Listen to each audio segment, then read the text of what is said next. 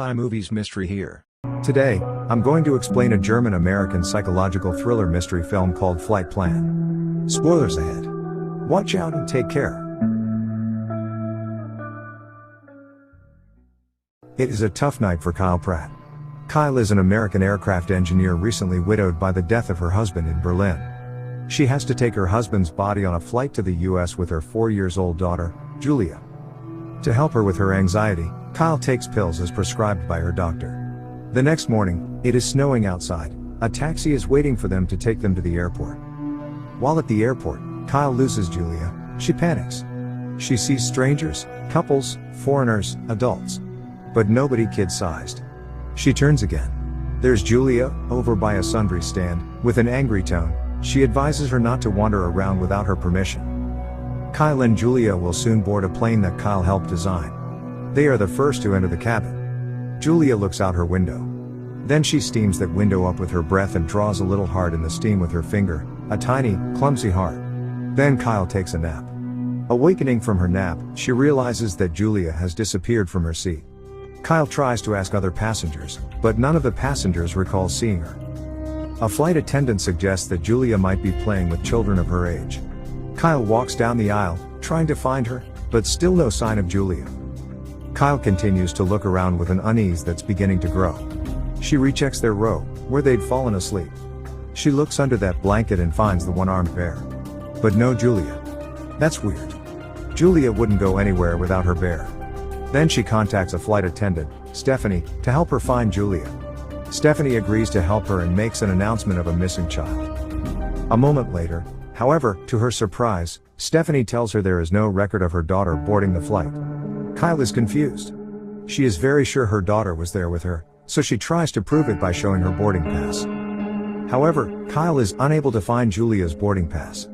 And she also finds that her daughter's backpack is missing from the overhead bin, which is impossible because Julia couldn't have reached up here by herself. She's not tall enough.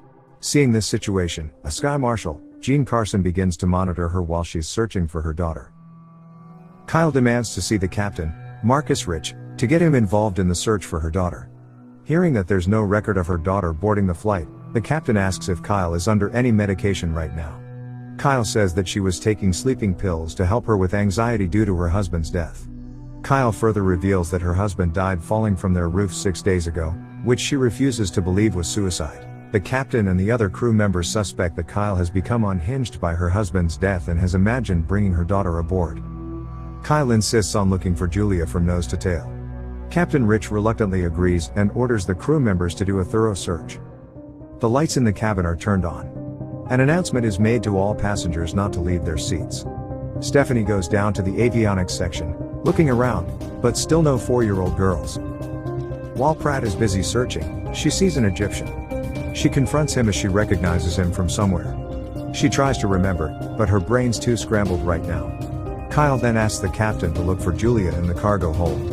Captain Rich doesn't allow that, and angrily states that there are hundreds of passengers on this flight who are not receiving any attention at the moment because all flight attendants are busy conducting a search for a child that none of them believe was ever on board. Kyle doesn't take it well. She then runs to the Egyptian. She accuses the man of kidnapping her daughter, as she now remembers that she saw him last night, staring into her daughter's bedroom. The man is annoyed at being accused. Then, he shows proof of receipt of the hotel where he lived, which is nowhere near her apartment. Then, chaos ensues. Kyle forces the man to confess. They fight. Carson, who is fed up with her behavior, states that her husband's death makes more sense now. A couple of hours with her, and even he is ready to jump. Not long after, Captain Marcus receives a wire from the hospital in Berlin that says Julia was with her father when he fell off the roof and also died of internal injuries. Now, the crew believes she is delusional. Kyle furiously denies it. She is very sure that Julia is still alive and still on the plane. Carson now feels that Kyle is a threat by making up such a story, so he handcuffs her and keeps her in her seat. A therapist, Lisa, approaches and tries to console her, causing Kyle to doubt her own sanity. She now begins to accept her daughter's death. However, she then notices that a heart Julia had drawn earlier on the window next to her seat is real. Kyle becomes increasingly convinced that something weird is going on. She then convinces the therapist to let her use the bathroom. Instead of doing so, She climbs into the upper compartment and sabotages the aircraft's electronics, deploying the oxygen masks and interrupting lighting. All passengers and crew start to panic, but Carson realizes that Kyle is the one behind this. She uses the chaos to take a dumbwaiter to the lower freight deck. She finds her husband's casket there. She unlocks David's casket, suspecting Julia is inside, but finds only her husband's body. And nothing else. Carson finds her, puts her in handcuffs, and escorts her back, announcing that the flight is making an emergency stopover at Goose Bay Airport, where she will be taken into custody. As she's escorted to her seat, one of the passengers begins to applaud. The applause spreads, filling the deck. Some others are staring at her, including the Egyptian. Kyle reaches the back row, where she stops and sits there. Kyle makes a final plea to Carson that she needs to search the plane upon landing. Carson considers for a moment, then decides to speak to the captain. However, instead of speaking to the captain, he sneaks down to the freight deck. There, he removes 2 explosives and a detonator concealed in David's casket. He then climbs down to the avionics section and attaches the explosives to the side of the platform, revealing Julia, who is sleeping. At this point, it is revealed that Carson has been the mastermind behind all of this. Carson and Stephanie have conspired to hijack the aircraft for a $50 million ransom and frame Kyle due to her knowledge of the plane. They abducted Julia to force Kyle to unlock the casket where he placed the explosives and detonator. Carson tells the captain that Kyle is a hijacker and threatens to blow up the aircraft unless the airline transfers $50 million into a bank account. Carson then tells an unnerved Stephanie that he intends to blow up the plane, killing the unconscious Julia, and leave Kyle dead with the detonator in her hand. Kyle still couldn't believe everything that has happened. She anxiously looks out of the window as the plane is about to land. Other passengers are confused because of the emergency landing. After landing, the passengers exit the aircraft. As the captain is leaving, Kyle confronts the captain, who angrily declares that the ransom has been paid. Kyle is confused by this. Soon, she realizes that all this is Carson's doing. He uses the situation to twist the truth and makes it look as if Kyle is a terrorist.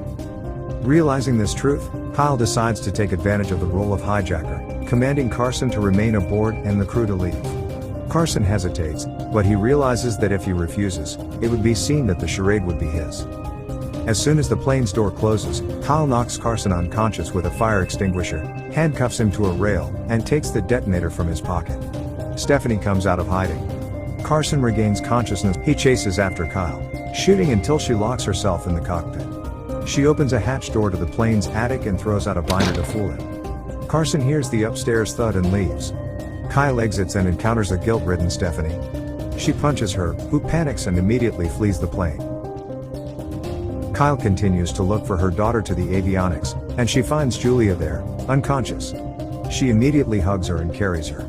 Carson soon follows, and while searching, reveals that he murdered her husband to smuggle the explosives inside his casket, knowing that it would not be scanned at the checkpoint. Kyle immediately carries Julia into the aircraft's non-combustible hold, with the detonator in hand. Carson shoots at her as she closes the door. With the non-combustible walls of the hold to protect them, she detonates the explosives, exploding the plane, killing Carson. The passengers and crew watch the explosion in shock. A moment later, Kyle appears with her daughter. As Kyle carries her daughter out onto the tarmac, all the passengers are shocked upon realizing that she had been telling the truth the whole time. The next morning, at the airport terminal, Captain Rich approaches and apologizes to Kyle for his skepticism. Stephanie is led away by the FBI in handcuffs, wherein an agent informs them that the Berlin mortuary director has also been arrested. Kyle carries Julia through the crowd of passengers who realize the truth. All are stunned and somewhat guilt-ridden for not believing her. Before loading her daughter into a van to take them away, Julia wakes up and sleepily asks, "Are we there yet?" As they get ready to leave. The final scene shows the Egyptian passenger helping to pick up her bag as an act of respect and forgiveness. That's the ending of the movie Flight Plan. Subscribe for more videos like this, turn on notifications.